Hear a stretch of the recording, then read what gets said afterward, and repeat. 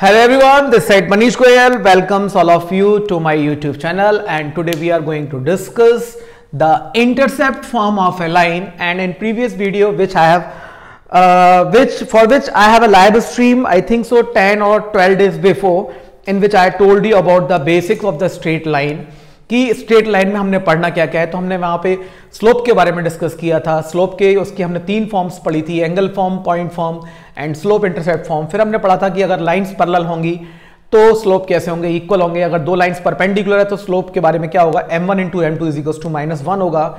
फिर हमने वहां पर पढ़ा था कि अगर दो लाइन के बीच में आपको एंगल निकालना हो तो उसके लिए फॉर्मूला क्या था, tan theta is equal to m1 minus m2 upon 1 plus m1 m2। तो बार बार उस चीज को मैं रिपीट नहीं कर सकता। वहां पर मैं यहां पर इस वीडियो में आपको प्रीवियस वीडियो के लिंक का लिंक प्रोवाइड कर दूंगा सब्सक्रिप्शन में, डिस्क्रिप्शन में। तो वहां से आप बेसिक्स पूरा का पूरा समझ सकते हैं। और आज हम डिस्कस करने जा रहे हैं intercept form of a line. तो इंटरसेप्ट को मैं आप लोगों को डिस्कस कर दूं कि इंटरसेप्ट होता क्या है कि जब हम किसी ग्राफ को प्लॉट करते हैं तो ग्राफ प्लॉट करने के बाद जो लाइन आपकी एक्स एक्सिस और वाई एक्सिस को कट करेगी जिस पॉइंट पे, वो पॉइंट आपके इंटरसेप्ट कहलाएंगे। तो देखिए ये जो मैंने इक्वेशन यहां पर लिखी हुई है, ये इक्वेशन हमारी 9th क्लास से है। तो मैं अगर आपसे बोलूं कि मेरे को इस इक्वेशन की जब मैं ग्राफ प्लॉट करूंगा तो मुझे ही बताना है कि ये एक्स को और वाई को किस पॉइंट पे कट करेगा। तो आप सभी बच्चों को मालूम है कि एक्स एक्सिस पे वाई की वैल्यू क्या होती है, 0। तो मैं अगर यहां पे सॉल्यूशंस की बात करूं तो x और y, मैंने x की वैल्यू को 0 रखा तो x की वैल्यू 0 रखने पे y की वैल्यू कितनी आ गई, 3। और अगर मैं y की वैल्यू 0 रखता हूं तो x की वैल्यू मेरे को कितनी आई, 5। तो मैं अगर इन पॉइंट्स को प्लॉट करूं तो x की वैल्यू कितनी है यहां पे 5, और यहां पे y कितना है 0, और यहां पे y कितना है बच्चों 3। तो x विल भी कितना 0,3। तो यहां पर मैंने ये आपके कार्टेशियन प्लेन पर पॉइंट को प्लॉट कर दिया है। अब मैं अगर इसके लिए ग्राफ को प्लॉट करूं तो आप सभी बच्चों को दिखाई दे रहा होगा कि ये जो स्ट्रेट लाइन दिख रही है आपको, ये आपकी इस तरीके से इन 2 पॉइंट से पास हो जाएगी। तो मैं अगर आपसे बोलूं कि इस लाइन ने एक्स एक्सिस पे कौन सी इंटरसेप्ट काटी तो वो इंटरसेप्ट एक्स एक्सिस पे ये कहलाएगी। तो ये कोई नई चीज नहीं है, ये सारी की सारी चीजें आपने 9th क्लास में पढ़ी हुई हैं। तो इसको हमने बोला इंटरसेप्ट ऑन एक्स एक्सिस, ठीक है। और ये जो डिस्टेंस आपको दिख रही है, this distance is known as intercept on Y axis, ठीक है बच्चों। और दूसरी चीज एक और समझ ले बड़े ध्यान से कि अगर मैं इस डिस्टेंस की बात करूंगा तो intercept is nothing else, it is the line segment, right. तो मैं ये जो मैंने ब्लैक कलर से इसको शेड किया हुआ है, इस को बोलेंगे हम intercept between the coordinate axis. तो क्योंकि यहां पर आपके जो क्वेश्चंस जनरेट होंगे इंटरसेप्ट फॉर्म में, तो वहां पर आपको जब तक लैंग्वेज क्लियर नहीं होगी, बेसिक कॉन्सेप्ट्स क्लियर नहीं होंगे, तो आप इजीली क्वेश्चन ऑब्टेन नहीं कर पाएंगे। इस नॉर्मल फॉर्म के बाद जो नेक्स्ट वीडियो आप लोग देखेंगे उसमें हम लोग डिस्कस करेंगे, इंटरसेप्ट फॉर्म के बाद जो हम नेक्स्ट वीडियो लेकर आएंगे उस नेक्स्ट वीडियो में हम लोग डिस्कस करेंगे normal form of a line. तो अगर हम एनसीईआरटी की बात करें तो यहां पर आपके बारे में इतना ही डिस्कस किया हुआ है, और इस तरीके से एनसीईआरटी का चैप्टर पूरा का पूरा हम लोग कवर कर सकते हैं। इसके बाद जो भी आपकी क्वेरीज हो उसके लिए मेरे को आप इनबॉक्स करें और मैसेज करें, जिससे कि मैं आपके सॉल्यूशंस को सॉल्व आउट कर सकूं। तो यहां पर आप एक चीज समझ लें कि ये आपकी इंटरसेप्ट है एक्स एक्सिस पे।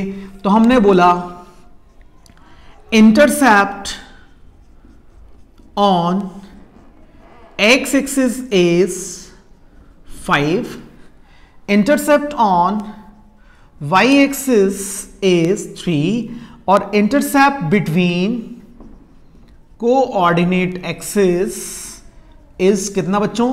तो यहां पे मेरे को इसकी लेंथ निकालनी है, तो मुझे मालूम है 90 डिग्री का एंगल है। तो मैं यहां पर जब पाइथागोरस अप्लाई करूंगा तो ये 5 का स्क्वायर कितना हुआ 25, ये कितना हुआ 3 का स्क्वायर 9। तो बच्चों ये मेरे को वैल्यू जो मिलेगी वो कितनी मिलेगी, अंडर के अंदर 34। तो इस अंडर 34 को हमने क्या बोला, intercept between the coordinate axis. तो मेरी बात यहां तक सब बच्चों को क्लियर हो गई होगी कि इंटरसेप्ट का मतलब है क्या। अब हमने पढ़ना क्या है कि intercept form of a line होती क्या है। तो सब बच्चे इसको लिख लें कि ये intercept form of a line को आज के बाद हम x upon A plus Y upon B equals to 1 के नाम से जानेंगे। और यहां पे जो आपका a है, इसको बोलेंगे हम इंटरसेप्ट ऑन एक्स एक्सिस, ठीक है बच्चों, और जो b है उसको बोलेंगे हम intercept on y axis, right बच्चों। तो यहां पे जो आपको इक्वेशन दिखा रहे हैं, यहां पे ये लिखी हुई है जो आपको 3x plus 5y is equal to 15, अगर मैं इसको इंटरसेप्ट की फॉर्म में कन्वर्ट करना चाह रहा हूं तो मुझे करना क्या है कि मेरे को RHS में कितना ऑब्टेन करना पड़ेगा, 1। तो 1 को ऑब्टेन करने के लिए मैंने क्या किया, थ्रू आउट द इक्वेशन मैंने 15 से डिवाइड किया। तो यहां पर 15 से डिवाइड करने के बाद इस इक्वेशन को अगर आप देखेंगे तो ये इक्वेशन आपको कुछ इस फॉर्म में नजर आएगी कि x अपॉन कितना हो गया 5 और यहां पे y अपॉन कितना हो गया 3 और इक्वल्स टू कितना 1। तो यहां पर आप ग्राफ देखें तो आपको इंटरसेप्ट ठीक से क्लियर हो गई होगी।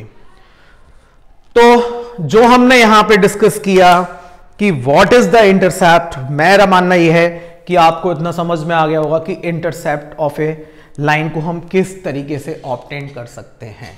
तो प्लीज यहां वीडियो पॉज कराएं, इस कॉन्सेप्ट को समझें, फिर मैं आपको एक अगला क्वेश्चन देने जा रहा हूं और आप फटाफट से मेरे को उसका आंसर बोले कि उसका आंसर कितना होने वाला है, ठीक है। और चेक करेंगे बाद में, वीडियो पॉज करने के बाद चेक करेंगे सॉल्यूशन में कि आपने जो आंसर निकाले वो सही है या गलत है, राइट बच्चों। तो देखिए, अगर आपको मैंने एक इक्वेशन दी और मैंने बोला -3x plus 2y is equal to 7 और आपसे पूछा गया कि बताइए कि अगर मैं इसका ग्राफ प्लॉट करूं तो इसकी x एक्सिस पे और y एक्सिस पे क्या इंटरसेप्ट होने वाली है। तो आपको मालूम है कि इसको स्टैंडर्ड फॉर्म से मैं कंपेयर कराऊंगा तो मेरे को यहां पर 1 लेके आना है। तो मैंने थ्रू आउट द इक्वेशन 7 से डिवाइड किया, तो 7 से डिवाइड करने के बाद ये मेरे को मिला। तो यहां पे बच्चों मैं इसको क्या लिख सकता हूं, x upon -7/3 plus y upon 7/2 equals to 1। तो ये आपका इंटरसेप्ट कहलाया x एक्सिस पे। तो आपको मालूम है कि ये पॉइंट हो गया, तो a कितना हो गया -7/3 और b कितना हो गया आपका 7/2। तो आप सभी को मालूम है कि ये वाला पॉइंट इधर होगा, ये वाला पॉइंट इधर होगा। तो जब हम इसका ग्राफ प्लॉट करेंगे तो इसका ग्राफ रफली इस तरीके से प्लॉट हो जाएगा। तो आप लोगों को इसका मास्टर होना पड़ेगा जिससे कि आने वाले चैप्टर्स में आप लोगों को जरा भी तकलीफ ना हो। 12th क्लास में इसका बहुत इंपॉर्टेंट यूज रहेगा, तो इसीलिए इंटरसेप्ट फॉर्म आपके दिमाग में सेट हो जानी चाहिए, ठीक है। तो अब हम इंटरसेप्ट फॉर्म को लेकर चलते हैं आगे और इसके ऊपर कुछ क्वेश्चंस सॉल्व करने जा रहे हैं जो कि आपकी टेक्स्ट बुक के अंदर है, ठीक है बच्चों। तो आज का हमारा जो पहला क्वेश्चन है टेक्स्ट बुक का आपका, वो मैं यहां लिखे देता हूं और क्वेश्चन ये है बच्चों, find the equation of straight line, find equation of line, straight line ही है यहां पे, ठीक है, विच मेक्स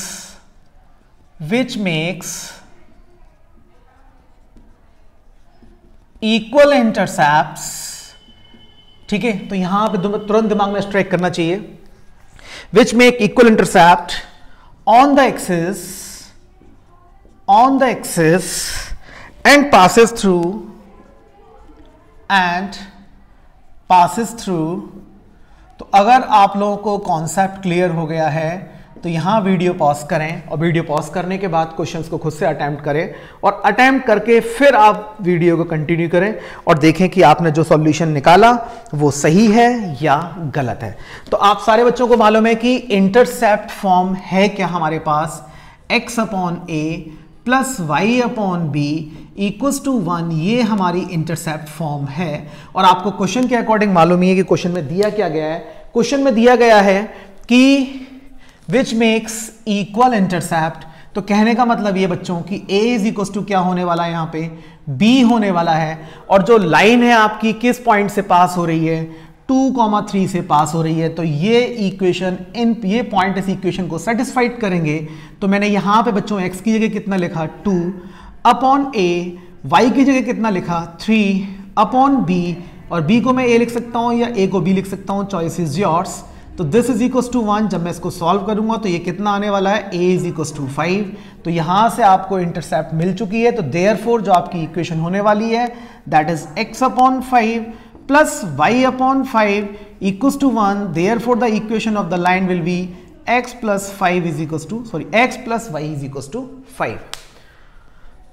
तो मेरा मानना है ये क्वेश्चन यहां तक जो मैंने सॉल्व किया वो सारे बच्चों को ठीक से क्लियर हो गया होगा। अब हम अगले क्वेश्चन की तरफ चलते हैं। देखिए ध्यान से, ठीक।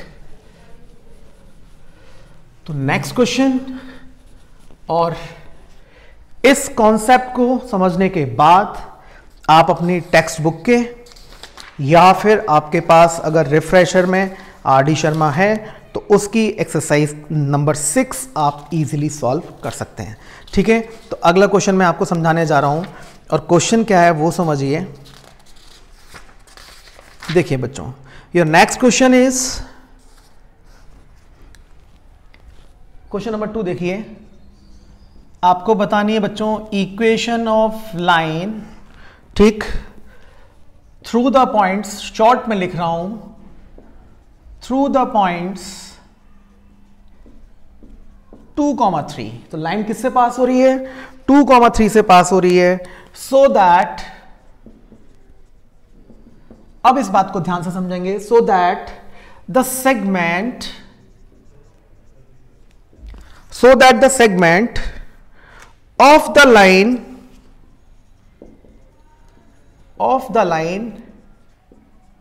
intercepted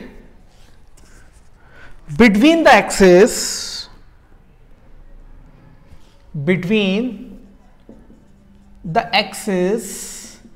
is bisected at this point। तो देखिए, जैसा मैंने आप लोगों से बोला कि स्ट्रेट लाइन के अंदर आपको जो ध्यान देना है क्वेश्चन में, वो उसकी लैंग्वेज पर ही ध्यान देना है, ठीक है। तो इसके लिए 9th और 10th के कॉन्सेप्ट स्ट्रांग होना बहुत ज़रूरी है। सारे बच्चों को मालूम है कि अगर मैं इसका ग्राफ प्लॉट करूँ एक रफ, ठीक है, इंटरसेप्ट फॉर्म के लिए, तो अभी आप इसको ऐसे समझ लें, ये आपकी इंटरसेप्ट फॉर्म हो गई।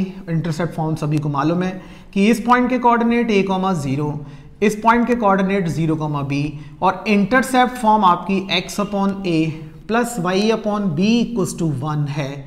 अब यहां पर इस क्वेश्चन को ठीक से रीड करें तो क्वेश्चन में दिया हुआ है equation of line through the point, तो लाइन 2, 3 से पास हो रही है, ये आपको ध्यान रखना है।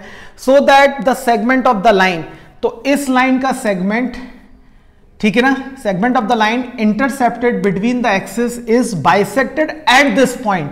तो इस पॉइंट पर बाइसेक्ट हो रहा है, यानी कि ये जो सेगमेंट दे रखा है ना, ये इसका मिड पॉइंट गिवन है बच्चों। तो this is the mid point. 10th class में आप लोगों ने मिड पॉइंट का फॉर्मूला पढ़ा हुआ है, and that is equals to x2 plus x1/2 and y is equals to y2 plus y1/2। तो here you will see the value of x is 2 and x2 plus x1 is what? a plus 0/2। तो here you will get a is equals to 4, और अगर मैं यहां पर दूसरे point की बात करूं तो 3। तो बच्चों ये कितना है मेरे पास? 0 प्लस b/2। तो यहां से मैं इसको सॉल्व करूंगा तो b की वैल्यू कितने आने वाली है? 6, और मेरे पास जो इक्वेशन है that is x/4 plus y/6 equals to 1, जो कि मेरी इंटरसेप्ट फॉर्म है। अगर मैं इसको स्टैंडर्ड फॉर्म में लिखना चाहूंगा तो इसका एलसीएम कितना होने वाला है? 12। तो ये हो गया आपका 3x, ये हो गया आपका 2y is equals to 1, and the standard form will be 3x plus 2y minus 12 equals to 0। तो ये क्वेश्चन नंबर 2 हमारा इंटरसेप्ट फॉर्म को लेके क्लियर। इसके बाद एक छोटा सा क्वेश्चन और फिर हम कल डिस्कस करेंगे इसके अंदर आपका नॉर्मल फॉर्म। तो राइट, तो जो अगला क्वेश्चन ये आपका एनसीईआरटी टेक्स्ट बुक से है। तो please I request all of you, if you watch this video please try to attempt the question yourself, don't go through the solutions, ठीक है। सॉल्यूशन सर्च करने की कोशिश ना करें, आप खुद से अटेम्प्ट करें, और जो भी आपकी क्वेरी हो उसके लिए मेरे को आप मैसेज करें। तो क्वेश्चन नंबर 3 ये भी आपका टेक्स्ट बुक का, और क्वेश्चन क्या है बच्चों? Find equation of the line through the point, right. Short में लिख रहा हूं, through 3,4 and the sum of its intercepts, ठीक है, ऑन द एक्सिस इज 14। तो this is the last question of today lecture. Try to attempt it. Pause the video. x upon a plus y upon b equals to 1. दिमाग में बिल्कुल picture set कि ये हमारी standard form है intercept form की. अब यहाँ पे क्वेश्चन कहना क्या चाह रहा है, find the equation of a line through this point. तो this points will satisfied the equation, therefore the required equation will be what 3 upon a plus point will be what 4 upon b equals to 1. अब आपको ये बोला गया है sum of the intercept on the axis, यानी कि a plus b कितना दे रखा है 14. अगर आप यहां से इसका एलसीएम ले लेते हैं, या आप एक काम करें कि यहां से b की वैल्यू कितने होने वाली है, दैट इज 14 माइनस a, और इस वैल्यू को मैं यहां रिप्लेस कर दूं तो बच्चों ये हो गया 14 minus A is equal to 1. यहाँ मैंने एलसीएम लिया a और ये हो गया 14 माइनस ए से a कैंसिल, 3 का मल्टीप्लाई किया 14 माइनस ए से, ये कैंसिल हुआ, ये 4a हुआ इक्वल टू 1. तो 3 इंटू 14 कितना हुआ 42 minus 3a plus 4a is equal to, cross multiply किया तो 14a और माइनस का a स्क्वायर. तो a स्क्वायर को मैं इधर शिफ्ट करूंगा तो ये a स्क्वायर हो जाएगा. ये 4a माइनस 3a कितना होने वाला है, प्लस का a होने वाला है. इसको यहां लेकर आऊंगा, ये माइनस का 14a और ये प्लस का 42 इक्वल्स टू 0. तो यहां इसको सिंप्लीफाई करने के बाद मेरे को जो इक्वेशन मिली वो a स्क्वायर माइनस का 13a प्लस का 42 इक्वल्स टू 0. सभी बच्चों को मालूम है कि करना क्या है, मेरे को इसकी एमटीएस करनी है. तो 42 के फैक्टर करें इतना आ जाए तो ये हो गया बच्चों 14a और प्लस 3a. कहीं गड़बड़ हुई है, सॉरी, ये फैक्टर एप्लीकेबल नहीं होंगे. तो यहाँ में जो फैक्टर लेने हैं 6a minus 7a plus 42 is equal to 0. यहाँ से a कॉमन लिया तो a माइनस 6 माइनस 7 कॉमन लिया तो a plus 6 is equal to 0. तो ये हो गया आपका a माइनस 6 और a minus 7 is equal to 0. Therefore you are seeing that the value of a is equals to 6 and second value of a is equals to 7. तो यहाँ आप case बना सकते हैं कि अगर a की वैल्यू 6 होगी तो बच्चों b की वैल्यू कितनी हो जाएगी 7. सबको समझ में आ रहा होगा, a की वैल्यू 6 होगी तो b की वैल्यू कितनी हो जाएगी 8. और सेकंड केस में अगर a की वैल्यू 7 है, ठीक है, तो b की वैल्यू कितनी हो जाएगी 14 में 7 गया तो आपका 7. तो यहाँ पे आपकी जो इक्वेशन बनेगी वो 2 इक्वेशन बनेंगी और उन दोनों इक्वेशन को आप लोग ऑब्टेन कर सकते हो. इस तरीके से आप इंटरसेप्ट फॉर्म के सारे क्वेश्चंस आपके पास जो भी रिफ्रेशर्स हैं उससे कंप्लीट करने की कोशिश करें. And most probably in tomorrow video we will discuss about the normal forms of straight line. Till then, thank you so much, good bye.